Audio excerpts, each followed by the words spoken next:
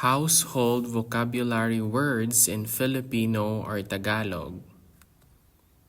Kwarto, room, kwarto. Bahay, house, bahay. Kusina, kitchen, kusina.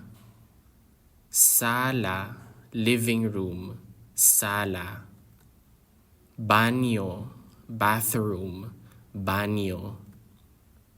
Kumidor, dining room, kumidor.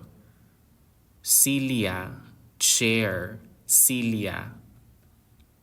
Tocador, dresser, tocador. Kama, bed, kama. Aparador, cabinet, aparador. La mesa, table, la mesa. Sopa, sofa or couch, sopa. Pinto, door, pinto. Sahig, floor, sahig. Bintana, window, bintana. Kisame, ceiling, kisame. Salamin, mirror, salamin. Bubong, roof, bubong. Unan, pillow, unan. Hagdanan, stairs, hagdanan. Kumot, blanket, kumot. Bote, bottle, bote. Kahon, box, kahon. Walis, broom, walis. Balde, bucket, balde. Tuwalya, towel, tuwalya. Sabitan, hanger, sabitan. Orasan, clock, orasan. Plorera, vase, plorera. Sulo, torch, sulo. Tissue, tissue paper, tissue. Telepono, telephone, telepono.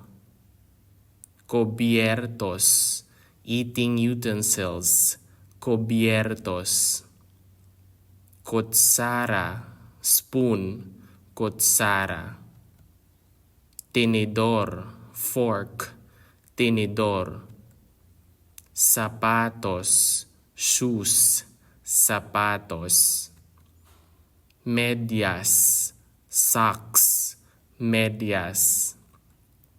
Chinelas, slipper, chinelas. Basahan, rug, basahan. Baso, drinking glass, baso. Plato, plate, plato. Kandila, candle, kandila. Carpet, carpet, carpet. Garapon, jar, garapon. Basura, garbage, basura. Bisikleta, bicycle, bisikleta. Sasakyan, car, sasakyan. Libro, book, libro. Alahas, jewelry, alahas. Sandok, ladle, sandok. Susi, key, susi.